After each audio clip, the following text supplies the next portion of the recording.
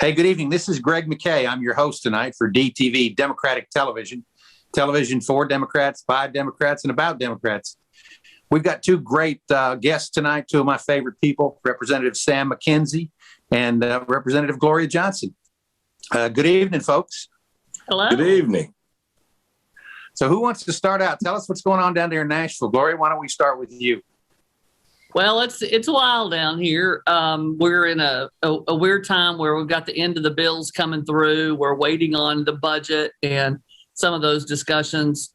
Probably the biggest thing we're working on right now is the education new funding formula. We'll talk a bit about that. I know Sam has a lot to say about that, and of course, I do as well. This is a budget that's a funding formula that is not ready for prime time. It's been amended 6 times since they started it, probably in less than a month ago.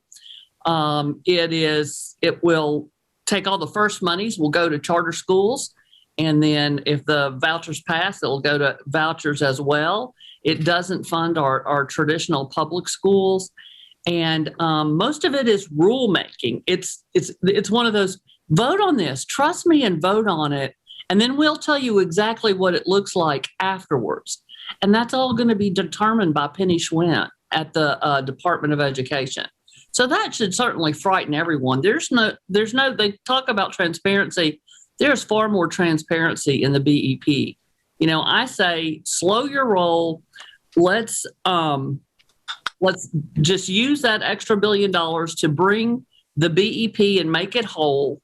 And then take some time on this new formula, find out what's good and what isn't. But this is all being overshadowed by the terrible bills that they have, bills about hate and child marriage and things like this. This is making national news. Tennessee has made itself a national embarrassment with the legislation that it's bringing. And we aren't doing a lot of good things for Tennessee families. Gloria, appreciate that. Sam, she referred to the BEP formula. What do you know about that? What can you tell us? Well, you know, as hopefully our viewers know, the BEP formula, that's the basic building blocks of how we fund our schools, and it's been around a long time, and it does and did need to be updated. But Gloria's absolutely right. My biggest issue is with the rushed process. We're changing things on the fly. TISA, which is the replacement for the BEP, has a few good things about it, but the problem with the BEP is good. The problem with TISA, there's not enough pie there to feed everyone. That's the problem that we have with the TISA formula in general. And then in addition to that are these weights. Think about it from this standpoint. And when I say weight, that bottom line means extra money to a school system. So there's weights for economically disadvantaged. That makes sense. There's weights for other things. But there's a weight for a charter school. I don't get that.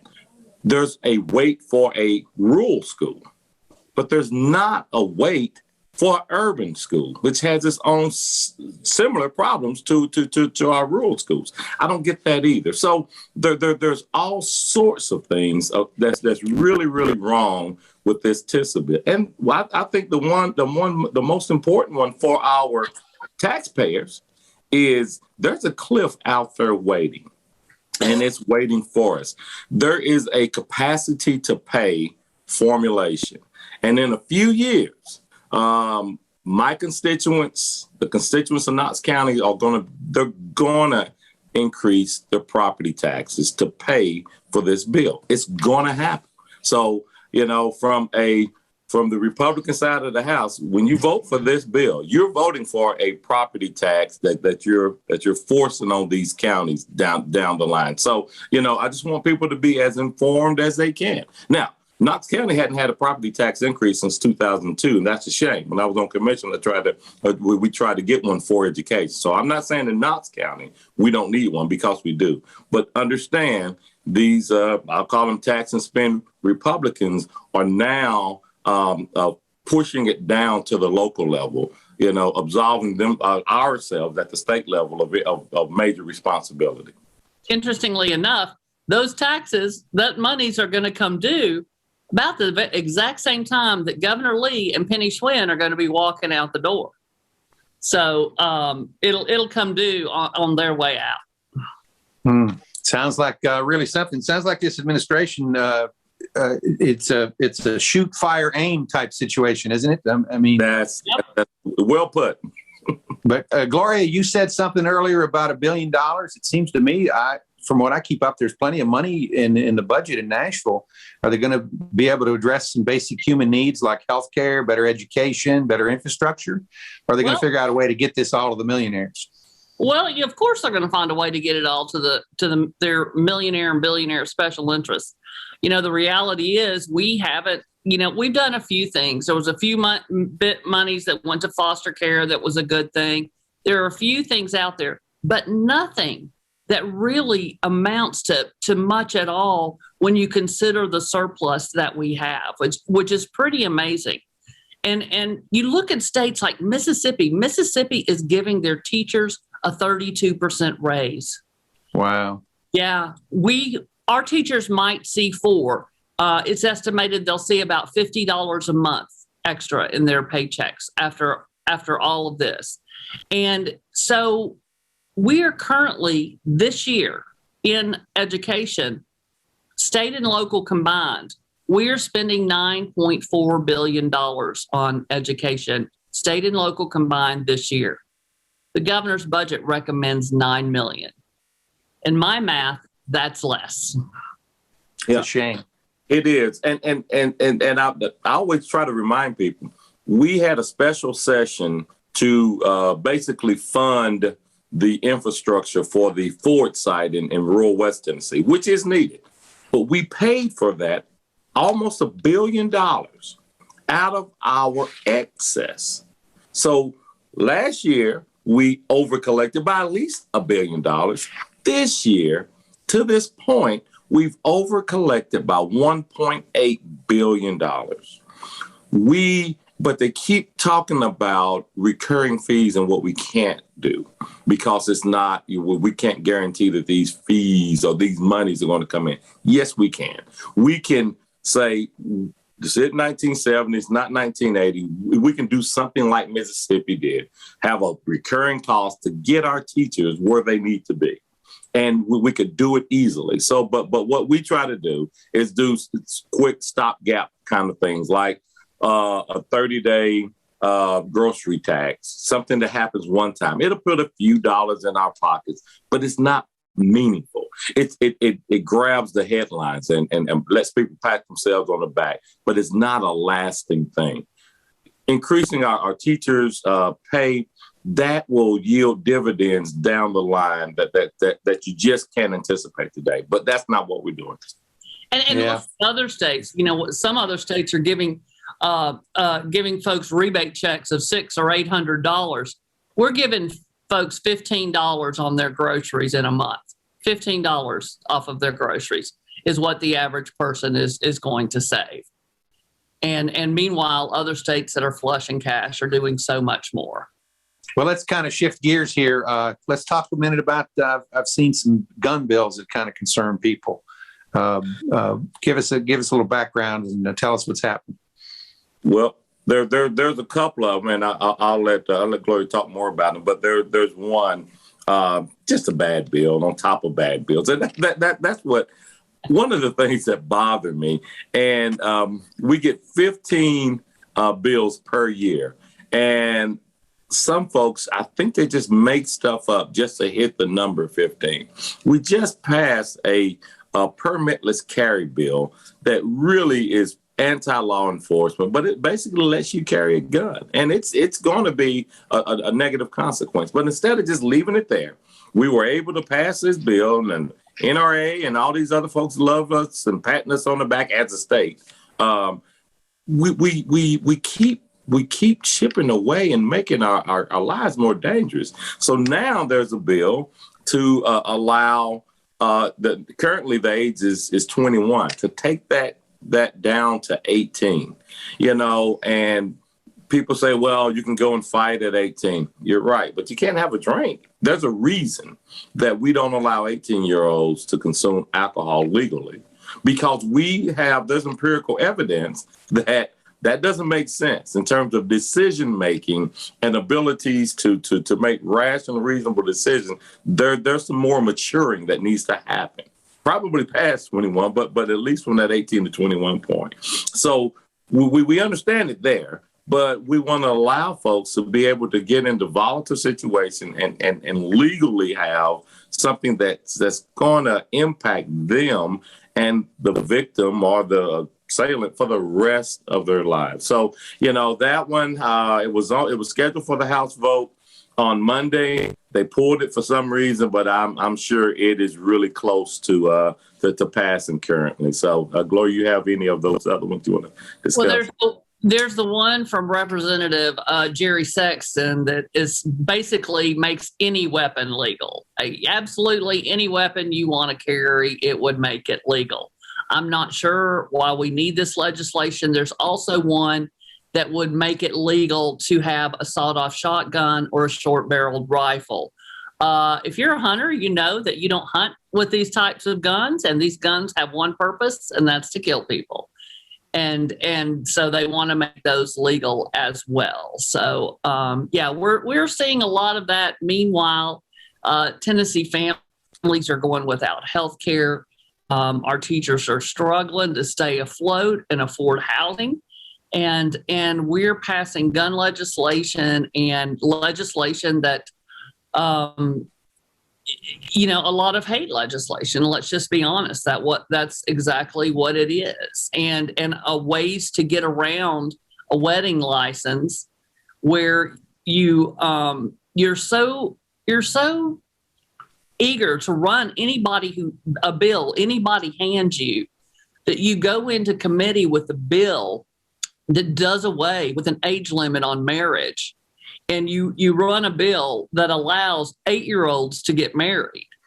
And, but it's only, marriages between a man and a woman when you do it this way. But we don't care. A boy and a girl. Married. A boy and a girl. Oh, a boy and a girl. Right. I mean, it's so, it was very quick, on a very quick read from a Democrat in committee. They said, hey, there's no age limit here. And the person who brought the sponsor of the bill, Rep. Leatherwood, said, oh, well, it's because it's a marriage contract. You have to assume they're 18. And Rep. Stewart was like, no, that's not. No, I would assume anything. No. And then they went to legal in the committee, and legal said, yeah, he's right. There's no age limit here. And so we became the butt of every national joke in this country. Tennessee Republicans was trending on Twitter the last 2 days because of this legislation, making us look like backward hillbillies.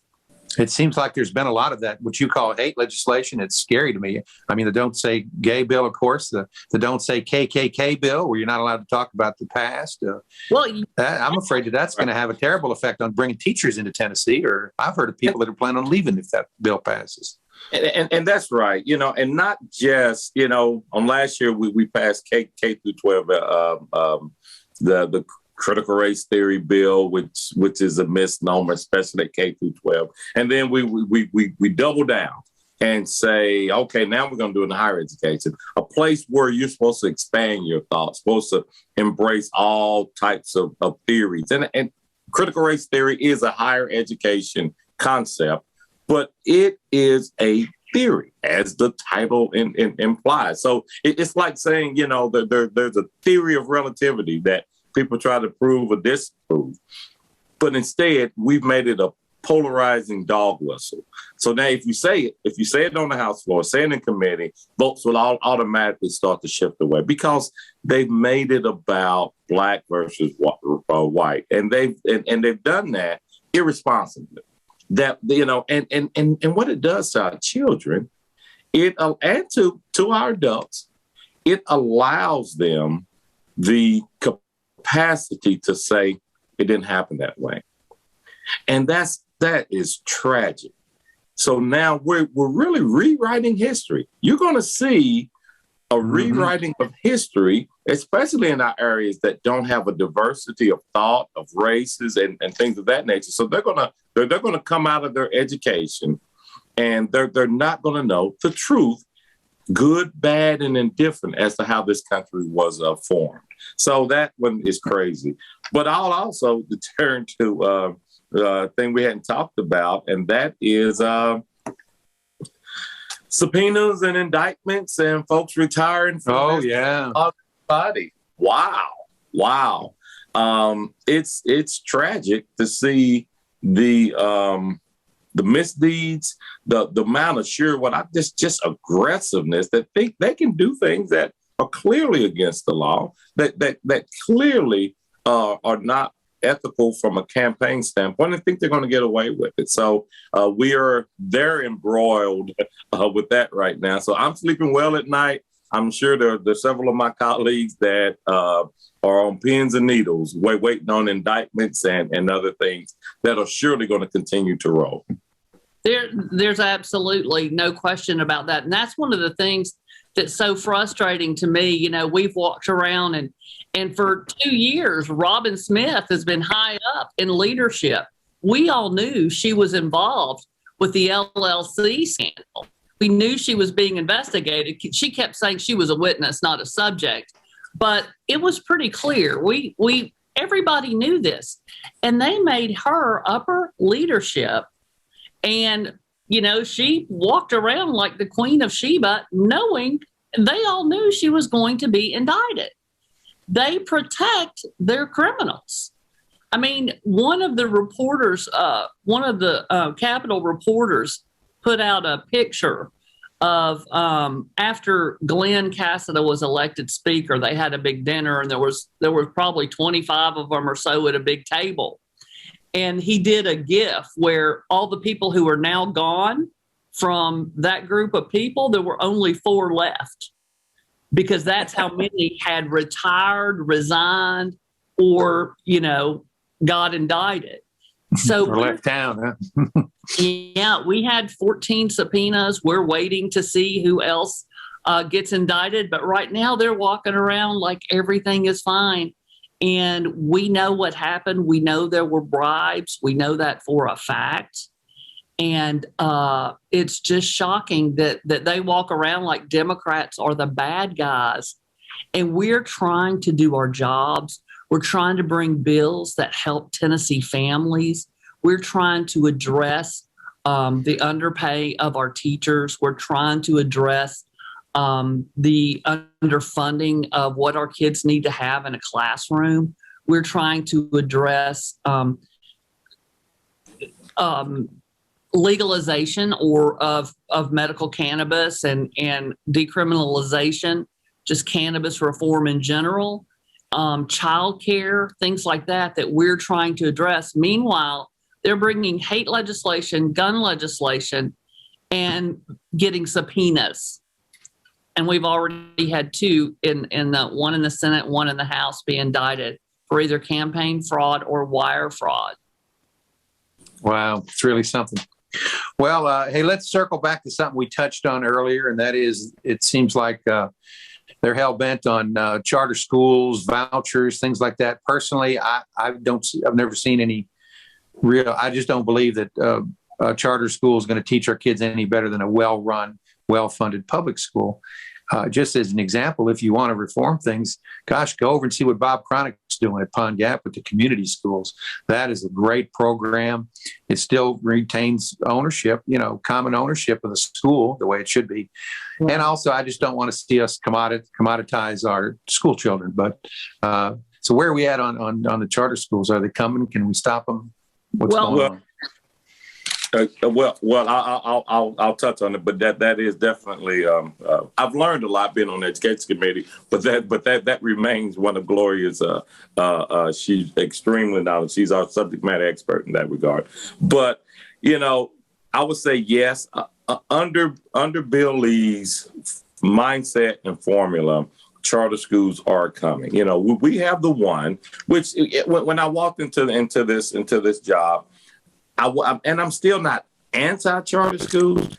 I'm just saying places like Emerald, I want a charter school that's going to take the most difficult of difficult children and transform them, because that's what they claim. And so, but just to take a cross cut of our either high performing or solidly performing students and continue to educate them, we're doing a good job with that.